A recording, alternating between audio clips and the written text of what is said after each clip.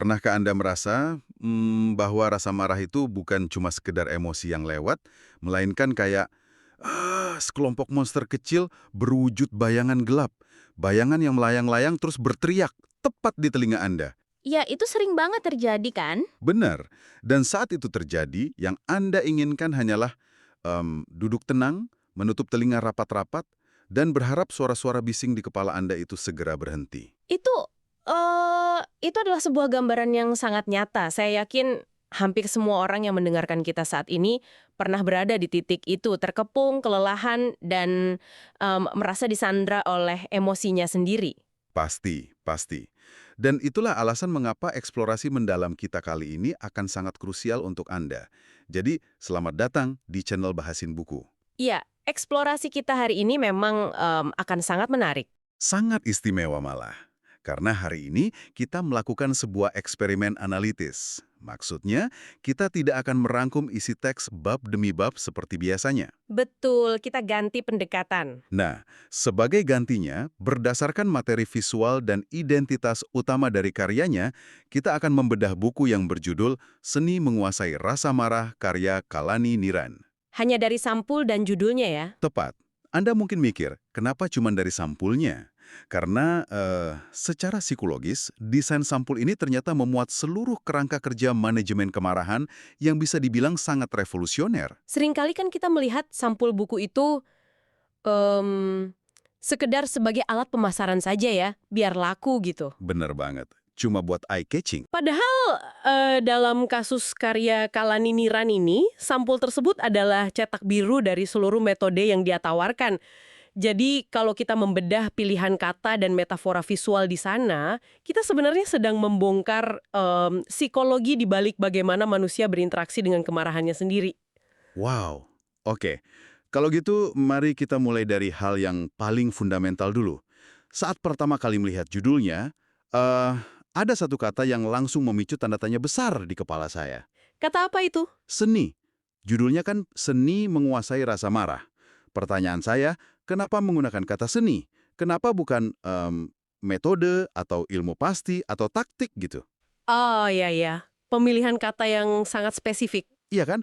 Karena jujur saja nih, ketika saya sedang marah, terus saya butuh solusi, kata seni itu terdengar terlalu subjektif, kayak mengambang banget. Terlalu abstrak ya. Betul. Kalau kita bicara soal sains atau metode, ada langkah 1, 2, 3 yang pasti berhasil. Bukankah menyebutnya seni justru membuatnya terdengar tidak pasti? Itu keraguan yang sangat wajar sih. Kita kan sekarang hidup di era di mana kita menginginkan algoritma untuk segalanya. Jika A, maka lakukan B, hasilnya pasti C. Iya, maunya yang instan dan pasti. Tapi masalahnya, realitas neurologis dan psikologis emosi manusia itu tidak bekerja seperti mesin komputasi. Menyebutnya sebagai seni justru adalah sebuah validasi. Validasi dari penulisnya? Betul. Validasi bahwa pengalaman emosional Anda itu sangat kompleks dan unik. Coba bayangkan jika penulis menyebutnya ilmu pasti, dia sebenarnya akan memberi Anda janji palsu. Oh, maksud Anda, formula yang kaku itu justru akan gagal ketika dihadapkan pada emosi yang meledak-ledak. Tepat sekali. Mari kita lihat bagaimana sains bekerja kan. Sains itu selalu mencari replikasi yang eksak, sesuatu yang bisa diulang dengan hasil sama. Benar. Namun, pemicu amarah Anda hari ini mungkin sangat berbeda dengan pemicu amarah Anda besok. Ah, iya juga ya. Konteksnya beda. Pasti, cara Anda merespons teguran dari atasan di kantor akan sangat berbeda dengan cara Anda merespons anak-anak yang mungkin menumpahkan susu di karpet. Reaksinya nggak bisa disamakan sama sekali. Makanya butuh seni. Seni itu membutuhkan intuisi, observasi, dan adaptasi terhadap mediumnya. Nah, medium di sini adalah kondisi fisik Anda, tingkat stres Anda hari itu, lingkungan sekitar Anda. Masuk akal, masuk akal. Pendekatan yang kaku justru seringkali membuat kita semakin frustrasi. Apalagi ketika metode langkah demi langkah itu ternyata gagal meredam detak jantung kita yang lagi berpacu. Oke, saya mulai mengerti arah pemikirannya. Jadi, seni berarti ada fleksibilitas di sana. Ini membebaskan kita dari ekspektasi bahwa kita harus selalu seperti robot yang menjalankan kode program dengan sempurna tiap kali kita kesel. Tepat. Anda bukan robot. Tapi, Kalau manajemen amarah ini adalah sebuah seni yang dinamis dan butuh adaptasi, itu sebenarnya membawa kita ke satu masalah besar sih. Masalah apa itu? Mari kita lihat janji di subjudulnya. Di bagian bawah sampul, itu tertulis dengan sangat berani loh. Oh, yang bahasa Inggris itu ya? Iya, how to overcome your anger effectively anytime, anywhere. Bagaimana mengatasi kemarahan Anda secara efektif, kapanpun, dimanapun. Nah, frasa anytime anywhere atau kapanpun dimanapun ini memang sangat provokatif menurut saya. Provokatif banget. Ini mengubah seluruh lanskap ekspektasi kita terhadap buku psikologi klinis. Provokatif, dan sejujurnya, terdengar sedikit tidak realistis sih buat saya. Kenapa begitu? Mari kita pikirkan situasi dunia nyata untuk Anda yang sedang mendengarkan. Kemarahan itu kan jarang banget muncul ketika Anda sedang duduk bersantai di ruang meditasi yang tenang, kan? Tentu saja tidak. Biasanya saat kondisi lagi kacau. Nah, kemarahan meledak di tengah kemacetan parah saat mobil lain menyalip Anda dengan kasar. Atau meledak di tengah perdebatan panas di meja makan. Ketika darah Anda sudah mendidih, rasanya rasionalitas itu terbang keluar jendela. Hilang begitu saja rasionalitasnya. Betul. Jadi, bagaimana mungkin penulis berani menjanjikan bahwa seni ini bisa dipraktekkan secara instan di mana saja? Oke, untuk menjawab skeptisisme itu, kita harus memahami apa yang sebenarnya terjadi di dalam otak Anda ketika amarah itu meledak. Gimana tuh prosesnya? Di dalam otak kita, itu ada struktur kecil berbentuk kacang almond. Namanya amigdala. Oke, amigdala. Amigdala ini adalah sistem alarm primitif kita. Jadi ketika Anda merasa terancam, entah itu ancaman fisik seperti mobil yang menyalip tadi, Atau ancaman mental mungkin? betul, ancaman ego seperti ide Anda diremehkan di rapat, nah amigdala ini langsung membajak otak Anda. Fenomena ini di dunia psikologi sering disebut amigdala hijack. Tunggu. Membajak dalam arti harfiah. Secara fungsi, iya. Maksudnya gimana? Saat amigdala membunyikan alarm, aliran darah itu ditarik dari korteks prefrontal. Korteks prefrontal ini bagian depan otak Anda yang bertanggung jawab atas logika, empati, dan pemikiran rasional. Oh, jadi darahnya dialihkan. Iya, dialirkan ke otot dan ke mode bertahan hidup, mode fight or flight itu loh. Wah, pantesan aja kita jadi nggak bisa mikir jernih. Saat sedang marah. Karena alat pemroses logikanya lagi dimatikan ya? Tepat. Oleh karena itu, jika buku ini menjanjikan solusi kapanpun dimanapun, pendekatannya tidak mungkin berupa analisis kognitif yang panjang. Penulis pasti menawarkan sebuah intervensi yang seketika. Semacam jalan pintas gitu. Semacam teknik pemutusan arus sirkuit. Sesuatu yang bisa dilakukan dalam hitungan detik untuk menyalakan kembali korteks prefrontal Anda sebelum amarah itu berubah menjadi tindakan yang Anda sesali. Oke. Jadi ini bukan tentang duduk merenung dan menganalisis trauma masa kecil Anda di tengah kemacetan ya? Jelas bukan. Itu tidak mungkin dilakukan. Melainkan ini tentang menekan tombol riset darurat. Oke, ini mulai masuk akal. Nah, pertanyaan terbesarnya sekarang adalah, gimana cara kita menekan tombol riset itu? Nah, disinilah visual sampul buku ini mulai berbicara dengan sangat lantang. Setuju. Mari kita bedah gambar utamanya, karena ilustrasi ini menyimpan jawaban dari pertanyaan tersebut. Silakan, coba Anda deskripsikan bagaimana Anda melihat visualisasi masalah yang digambarkan di sampul itu. Oke, untuk Anda yang mendengarkan, bayangkan ini. Di tengah hamparan putih bersih pada sampul, ada seorang wanita. Dia mengenakan kemeja kotak-kotak merah dan putih di atas kaos putih biasa. Pakaian sehari-hari ya, sangat kasual. Ya, kasual banget. Nah, dia duduk bersila. Namun, meskipun posturnya kayak orang yang sedang mencari ketenangan, ekspresinya sangat jauh dari kata damai. Kelihatan tertekan sekali kan? Banget. Matanya terpejam erat, wajahnya berkerut menahan tekanan, dan kedua tangannya menutupi telinga, atau lebih tepatnya kayak memegangi kepalanya sekuat tenaga. Iya, dia mencoba memblokir sesuatu. Lalu, ini elemen yang paling mencolok nih. Di sekelilingnya, ada sosok-sosok bayangan hitam yang melayang-layang. Seperti monster kecil tadi yang Anda sebutkan di awal. Benar. Bayangan ini punya tanduk kecil, matanya menyala, dan mulutnya terbuka seolah sedang meneriakkan kebencian atau pikiran-pikiran merusak tepat ke wajahnya si wanita ini. Detail yang Anda tangkap itu sangat krusial. Mari kita lihat makna simbolis yang mendasari keputusan ilustrator ini. Menurut Anda apa maknanya? Perhatikan bahwa wanita itu tidak digambarkan dengan wajah merah padam atau mengeluarkan asap dari hidung, Atau berubah menjadi monster raksasa yang mengamuk. Iya ya, biasanya kan orang marah digambarkan seperti itu, kayak Hulk gitu. Betul, tapi di sini penulis dengan sengaja memisahkan antara manusia dan emosinya.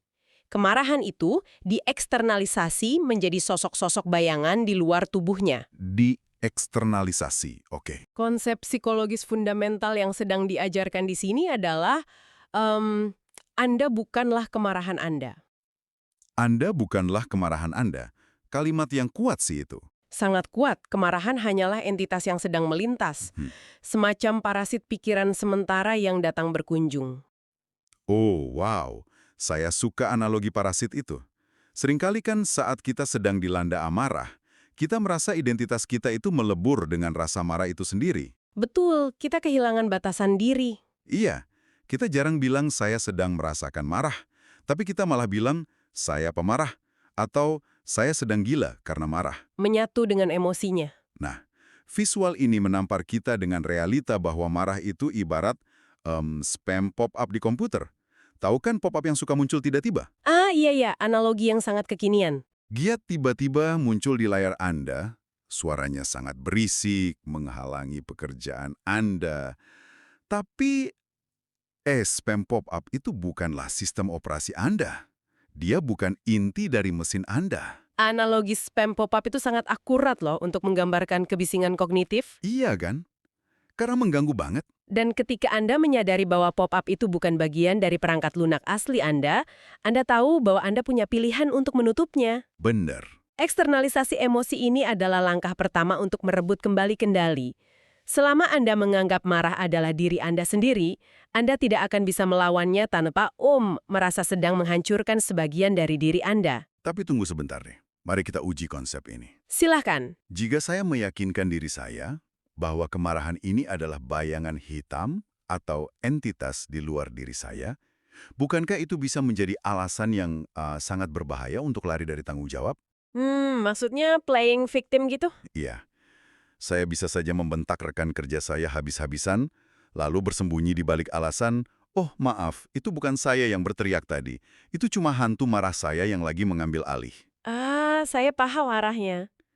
Tidakkah konsep pemisahan ini berisiko membuat kita lepas tangan terhadap perilaku buruk kita sendiri? Itu kritik yang sangat tajam, jujur saja. Dan memang ini sering menjadi kesalahpahaman utama dalam terapi naratif atau proses eksternalisasi emosi ini. Jadi gimana cara penulis menjawab celah itu? Jawabannya gini, eksternalisasi bukan tentang melepaskan tanggung jawab, melainkan tentang menciptakan jarak observasi. Jarak observasi? Gimana tuh praktiknya? Bayangkan Anda sedang menyetir mobil, lalu bayangan hitam itu masuk dan duduk di kursi penumpang. Dia berteriak menyuruh Anda menabrakkan mobil ke depan. Oke, menakutkan, tapi lanjut. Jika Anda mengira Anda adalah bayangan itu, Anda akan langsung menginjak gas. Tetapi, jika Anda melihatnya sebagai penumpang yang berisik, Anda bisa mengamatinya. Dan saya tetap memegang kendali setirnya ya. Tepat, Anda bertanggung jawab penuh untuk tidak menuruti teriakannya. Memisahkan diri dari amarah justru memberi Anda tanggung jawab penuh atas respons Anda. Oh, saya ngerti sekarang. Karena Anda tidak lagi bisa memakai alasan klise seperti, "Saya lepas kendali." Anda sadar ada gangguan di kursi penumpang, dan Anda secara sadar memilih untuk, tidak meresponsnya. Itu penjelasan yang sangat menjernihkan. Jarak observasi. Kita menciptakan ruang antara rangsangan dan respons. Betul sekali. Dan ruang itu sebenarnya terlihat jelas dari gestur wanita di sampul tadi loh. Dia akan menutup telinganya. Itu bukan gestur keputusasaan yang pasif kan? Sama sekali bukan. Itu adalah upaya aktif untuk mempertahankan kewarasannya dari kebisingan spam pop-up tadi. Karena suara emosi negatif itu luar biasa membebani dan bisa menenggelamkan suara rasional kita. Tepat. Menutup telinga di gambar itu adalah mekanisme perlindungan. Tujuannya untuk menjaga agar sistem alarm amigdala tadi tidak semakin tereskalasi. Biar apinya nggak makin besar ya. Betul, tereskalasi oleh pikiran-pikiran negatif yang terus diteriakkan oleh bayangan tersebut. Oke, jadi jika kita sudah berhasil menciptakan jarak observasi ini, lalu apa langkah selanjutnya? Nah, ini membawa kita ke pilihan kata paling penting di keseluruhan sampul ini. Kata yang mana itu? Judulnya kan Seni Menguasai Rasa Marah. Kata yang dipilih adalah menguasai. Iya, menguasai. Penulis tidak menggunakan kata menghilangkan, menghancurkan, atau membunuh rasa marah. Dan ini sangat selaras loh dengan fakta bahwa wanita di ilustrasi tersebut tetap duduk membiarkan bayangan itu ada di sekelilingnya. Dia tidak mencoba melawan mereka ya? Iya, alih-alih mengambil senjata dan mencoba membunuh monster-monster itu, dia cuma menguasai dirinya. Dan disitulah letak inti dari seluruh pesan buku ini sebenarnya. Kenapa harus menguasai? Kenapa tidak menghilangkan saja biar hidup tenang? Karena secara biologis dan psikologis, berusaha untuk tidak pernah marah adalah sebuah kemustahilan yang berbahaya. Berbahaya. Kenapa malah dianggap perlu? Kemarahan adalah emosi primer yang berevolusi bersama kita, itu untuk sebuah alasan loh. Alasan bertahan hidup. Kita. Jika Anda membunuh kemampuan Anda untuk marah, ya Anda mematikan sistem pertahanan alami Anda sendiri. Oh, wow. Jadi kalau kita mencoba menekan atau membunuh rasa marah, itu ibarat kita menutupi lampu indikator bensin yang menyala di dashboard mobil pakai lakban ya. Wah, analogi yang brilian itu. Lampunya mungkin nggak kelihatan lagi karena ketutup lakban, tapi masalah utamanya nggak selesai. Dan mobil Anda pada akhirnya pasti bakal mogok di tengah jalan. Sangat pas. Menindas emosi, kayak pura-pura tidak marah, tersenyum palsu, padahal di dalam mendidih, itu hanya akan membuat tekanan menumpuk. Dan akhirnya meledak kan? Betul, meledak menjadi stres kronis atau bahkan berubah jadi agresi pasif di kemudian hari. Makanya yang ditekankan oleh Kalaniniran adalah regulasi, bukan penindasan. Itulah sebabnya kata yang dipakai adalah menguasai. Masuk akal banget. Mari kita kembali ke visual wanita yang duduk bersila di sampul. Dalam banyak tradisi psikologis dan mindfulness, duduk bersila, merasakan tubuh Anda menyentuh lantai, itu adalah bentuk dari grounding. Grounding. Mari kita perlambat sedikit di sini. Kita sering banget mendengar istilah grounding di mana-mana. Tapi bagaimana sebenarnya cara kerjanya secara fisik di dalam tubuh kita? Oke, ini penjelasan sainsnya ya. Grounding itu pada dasarnya adalah cara fisik untuk meretas amigdala yang sedang membajak otak Anda tadi. Meretas kembali. Iya, saat Anda marah, pikiran Anda kan terbang kemana-mana. Sibuk merencanakan balas dendam atau memutar ulang kejadian yang menyebalkan terus-menerus. Overthinking ya? Betul. Intinya, Anda terputus dari realitas saat ini. Nah, dengan melakukan grounding, misalnya dengan fokus pada sensasi fisik kaki Anda yang menapak di tanah, Atau merasakan udara di kulit mungkin? ya, atau merasakan tekstur kursi yang Anda duduki, lalu memperlambat nafas Anda. Dengan melakukan itu, Anda secara harfiah mengirimkan sinyal sensorik yang baru ke otak. Sinyal apa yang dikirimkan? Sinyal ini memberitahu amigdala, lihat, tubuh kita secara fisik sedang duduk aman. Tidak ada harimau yang sedang mengejar kita. Kita tidak butuh mode fight or flight. Wow, luar biasa. Dan ketika amigdala mulai tenang, nah, darah kembali mengalir ke korteks prefrontal Anda, dan logika Anda kembali bekerja online. Jadi, duduk bersila pada gambar itu bukan sekedar pose estetik buat sampul doang ya, melainkan representasi visual dari mengembalikan sinyal aman ke otak. Tepat sekali. Pantesan wanita itu nggak lari terbirit-birit, dia juga nggak berdiri buat meninju bayangan-bayangan itu. Karena meninju hantu cuma akan membuang tenaga dan bikin jantung makin berdebar. Malah bikin amigdala makin panik kan? Benar. Dia membumikan dirinya. Dia membiarkan bayangan itu eksis di sekitarnya, mengakui bahwa rasa marahnya sedang berkunjung, tapi dia mengunci kendali atas tubuhnya sendiri. Itulah definisi sejati dari menguasai kemarahan. Anda menerima kehadirannya, tetapi Anda yang mendikte bagaimana kejadian itu akan berakhir. Anda nggak membiarkan bayangan itu menggerakkan jari-jari Anda untuk ngetik balasan email yang penuh makian ya? Iya, betul. Tangan Anda tetap milik Anda. Ini bikin saya mikir tentang peran kita terhadap emosi kita sendiri nih. Pesan dari keseluruhan sampul ini jelas banget bukan? Menyuruh Anda menjadi robot yang mati rasa. Sama sekali bukan. Melainkan Anda diajak untuk menjadi seorang dirijen dari orkestra emosi Anda. Dirijen orkestra, coba jelaskan. Gini, bayangkan. Rasa marah itu adalah sekelompok pemain alat musik tiup yang suaranya sangat keras dan menggelegar. Oke, trompet atau tuba gitu ya. Iya. Sesekali dalam sebuah simfoni kehidupan, Anda memang membutuhkan suara keras mereka. Itu wajar. Untuk klimaks lagunya kan. Betul. Tapi kelompok alat musik tiup ini nggak boleh bermain semaunya sendiri. Dan yang paling penting, mereka sama sekali nggak boleh merebut tongkat dirijen dari tangan Anda. Anda tetap berdiri di mimbar pimpinan. Itulah seni menguasainya. Kapanpun dimanapun, Anda adalah sang dirijen. Wah, saya sangat sependapat dengan perspektif itu.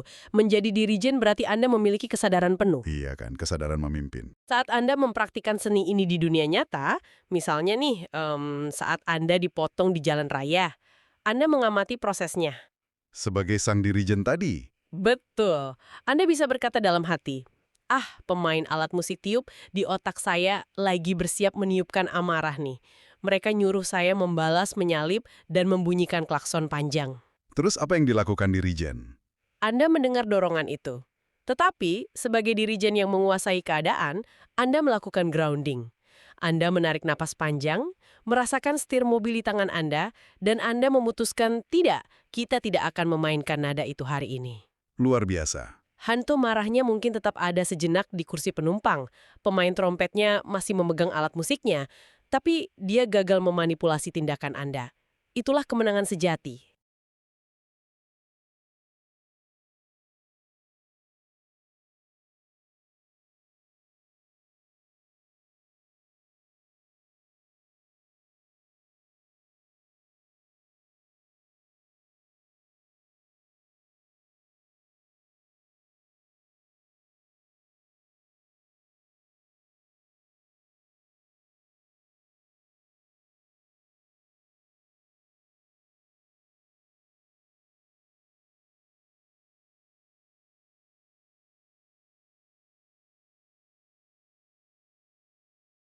Jujur, ini eksplorasi yang sangat memuaskan. Hanya dari membedah janji di subjudulnya, lalu menganalisis kedalaman kata seni, dan membongkar cara kerja visual eksternalisasi dari sebuah sampul, kita udah dapat sebuah pencerahan yang begitu kuat. Sangat padat ya pesannya. Benar-benar menggeser paradigma. Kalau sampulnya saja sudah menyimpan landasan neurologis dan psikologis sedalam ini, bisa Anda bayangkan betapa kaya dan praktikalnya halaman-halaman di dalamnya. Tentu. Sampul ini kan baru memberikan kita kerangka kerjanya. Saya yakin di dalam bukunya, penulis membedah teknik-teknik taktis yang bisa langsung diterapkan. Untuk melatih grounding tadi ya. Iya, untuk membangun memori otot, sehingga intervensi grounding tadi bisa terjadi secara refleks dalam hitungan detik. Nah, karena keranda filosofis ini sangat berharga, saya ingin mengajak Anda yang sedang mendengarkan eksplorasi mendalam di channel Bahasin Buku ini untuk mengambil langkah nyata sekarang juga. Jangan cuma berhenti di teori ya. Betul, jangan berhenti hanya di diskusi kita hari ini. Saya sangat mengingatkan kepada teman-teman semua untuk membeli bukunya secara langsung. Atau, Anda bisa klik di link yang sudah ada di video ini dan membaca sendiri secara utuh. Sangat direkomendasikan. Temukan sendiri bagaimana Kalani Niran menjabarkan secara detail anatomi dari taktik darurat anytime, anywhere tersebut. Dan pastinya, agar kita bisa terus menyajikan pembedahan buku sekualitas ini, jangan lupa like, komen, share, dan subscribe channel Bahasin Buku. Serta hidupkan loncengnya ya. Nah iya, hidupkan lonceng supaya Anda tidak ketinggalan update pembahasan channel Bahasin Buku berikutnya. Interaksi Anda itu adalah bahan bakar utama kami. Silakan komen di bawah, beri kami rekomendasi buku apa yang selanjutnya ingin Anda bahas. Kami selalu meneliti setiap masukan dari Anda kok. Betul sekali. Oh ya, satu lagi. Bagi Anda yang ingin melangkah lebih jauh, Anda bisa berlangganan channel Bahasin Buku sebagai bentuk apresiasi dan support supaya channel ini terus berkembang. Tentunya, dengan join membership, Anda mendapatkan keuntungan berupa update video lebih cepat dan akses eksklusif lainnya. Nah, sebelum kita benar-benar menutup sesi eksplorasi ini, saya ingin meninggalkan satu pemikiran nih untuk Anda renungkan di rumah. Silakan. Jika bayangan-bayangan hitam di sampul buku tadi benar-benar mewakili rasa marah yang sering mendatangi Anda, pernahkah Anda benar-benar berhenti dan bertanya, apa sebenarnya luka lama yang sedang mereka teriakkan ke telinga Anda? Luka lama ya? Seringkali emosi ekstrim itu muncul bukan karena kejadian yang ada di depan mata, melainkan gema dari rasa sakit di masa lalu yang merasa terancam akan terulang kembali. Wow, itu dalam banget. Mungkin tahap tertinggi dari menguasai kemarahan tidak dimulai dengan menyuruh bayangan itu diam, melainkan dimulai dengan keberanian untuk duduk bersila, mendengarkan pesan asli di balik amarah mereka sejenak, lalu dengan penuh ketenangan membukakan pintu keluar untuk mereka. Sebuah penutup yang pasti bakal bikin kita semua merenung. Terima kasih sudah bergabung di eksplorasi mendalam ini. Sampai jumpa di pembedahan pikiran berikutnya.